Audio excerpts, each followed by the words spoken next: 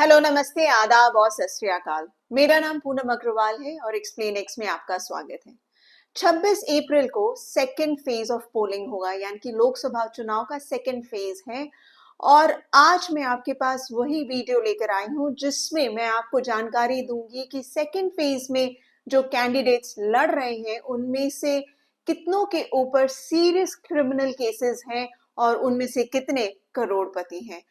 इसके पहले भी मैंने पार्ट 1 में एक वीडियो बनाया था जिसमें मैंने फेज 1 के बहुत सारे कैंडिडेट्स के बारे में आपको जानकारी दी थी। और ये जानकारी मुझे एसोसिएशन फॉर डेमोक्रेटिक रिफॉर्म, जो कि एक एनजीओ है, उन्होंने एक एनालिसिस किया है जो, और उनके एनालिसिस का आधार है एफिडेविट्स जो कैंडिडेट्स ने फाइल किया था इलेक्शन कमीशन को अपना नॉमिनेशन भरते वक्त।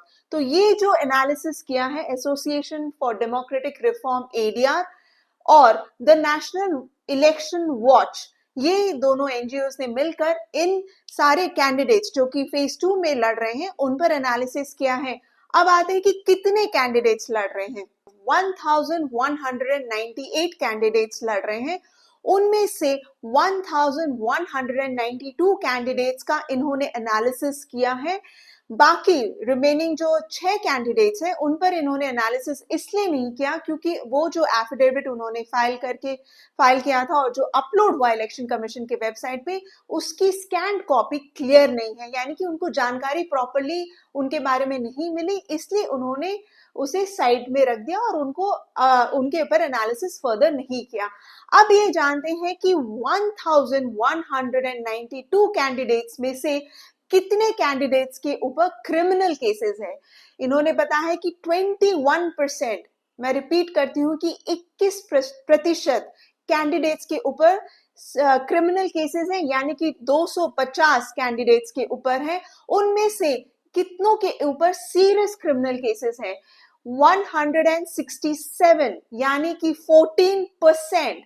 ये नंबर काफी बड़ा है। 14% के ऊपर सीरियस क्रिमिनल केसेस हैं। अब आते हैं कितने उनमें से करोड़पति कैंडिडेट्स हैं।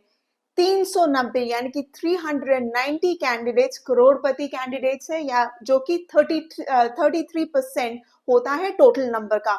अब आपको ये भी बता दूं कि सीरियस क्रिमिनल केसेस किस आधार पे इन्होंने एनालिसिस किया है। ये जो इलेक्शन होने वाला है 12 स्टेट्स में होने वाला है सेकेंड फेज में इलेक्शंस। तो ये कैंडिडेट्स जो है जिनके ऊपर सीरियस क्रिमिनल केसेस का जो बेंचमार्क है, जो पैरामीटर इन्होंने कंसिडर किया है एडीआर ने, वो ये है। वो उनके हिसाब से उन्होंने जो देखा है कि कितनों के ऊपर मर्डर के केसेस हैं, किडनैपिंग के केसेस है, रेप के चार्जेस है। आप सोचिए, रेप के जैसे सब हीनियस क्राइम, रेप के चार्जेस है, किनके ऊपर क्राइम अगेंस्ट वुमेन है, और कितनों के ऊपर हेट स्पीचेस जैसे चार्जेस है, और प्रिवेंशन ऑफ करप्शन एक्ट जैसे ऑफेंसेस है। तो ये सारे पैरामीटर्स उन्होंने कंसिडर किया है जब इन्होंने इन कैंडिडेट्स का एनालिसिस किया है। अब आते हैं कि ये जो केसेस हैं, ये 3 टॉप पॉलिटिकल पार्टीज का नंबर मैं अलग रखी। उन्होंने हालांकि सारे पार्टीज का किया है। मैं इसका लिंक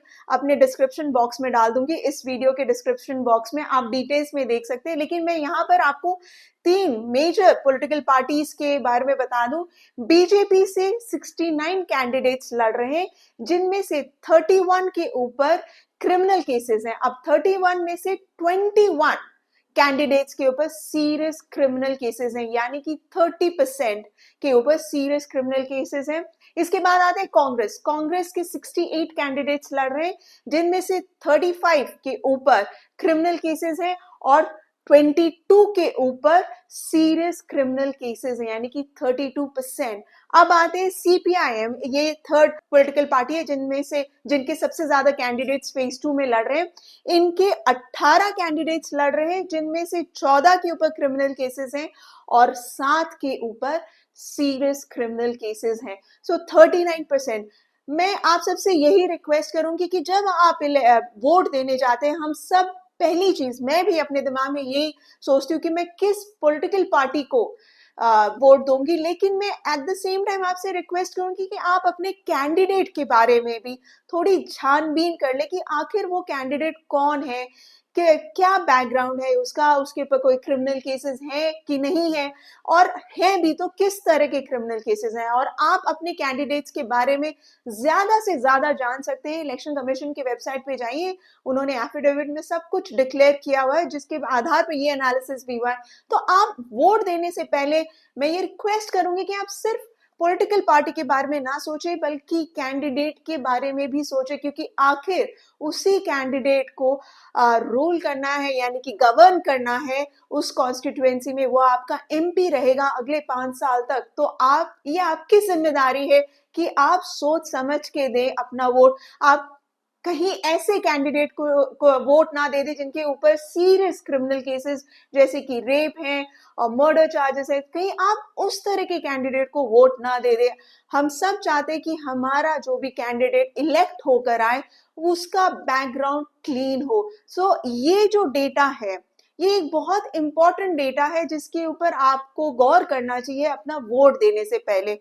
अब ये चीज तो सामने आएंगे। अब इन्होंने इसको फर्दर ब्रेक डाउन किया है, जिसमें इन्होंने ये भी बताया कि आखिर किन पॉलिटिकल पार्टी के कैंडिडेट्स के ऊपर सीरियस क्रिमिनल केसेस हैं। तो उस पर अगर हम आके देखते हैं तो इन्होंने टॉप 3 कैंडिडेट्स के बारे में बताया है with maximum declared criminal cases. तो ये टॉप 3 कैंडिडेट्स कहां से हैं? इंटरेस्टिंगली सारे तीनों टॉप 3 कैंडिडेट्स केरला से हैं, और ये पहले नंबर पर हैं केरला से के सुरेंद्रन।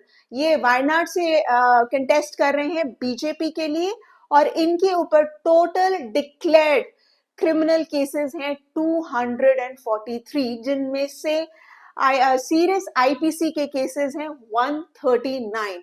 सेकंड नंबर पर हैं केरला के कॉन्स्टिट्यूएंसी से एर्नाकुलम, और यहाँ के कैंडिडेट भी बीजेपी से हैं। इनका नाम है डॉक्टर के.एस. राधाकृष्णन, और इनके ऊपर टोटल डिक्लेयर्ड क्रिमिनल केसेस हैं 211, जिनमें से 5 सीरियस आईपीसी के चार्जेस हैं। अब थर्ड नंबर पर है कांग्रेस के कैंडिडेट डीन कुरिएकोसे, और ये लड़ रहे हैं केरला के कॉन्स्टिट्यूएंसी इदुक्की से, और इनके ऊपर total 88 criminal charges, declared criminal charges हैं, जिनमें से 23 सीरियस आईपीसी के चार्जेस हैं। तो ये 3 टॉप कैंडिडेट्स हैं जिनके ऊपर सीरियस क्रिमिनल चार्जेस हैं। इसके बाद हम आते हैं करोड़पति कैंडिडेट्स पर। अब ये करोड़पति कैंडिडेट्स अगर हम टॉप 3 पॉलिटिकल पार्टीज का ले, तो बीजेपी से 69 कैंडिडेट्स जो लड़ रहे हैं उनमें से 64 कैंडिडेट्स करोड़पति हैं। कांग्रेस के 68 कैंडिडेट्स में से 62 कैंडिडेट्स करोड़पति हैं, और सीपीआईएम के 18 कैंडिडेट्स में से 12 कैंडिडेट्स करोड़पति हैं।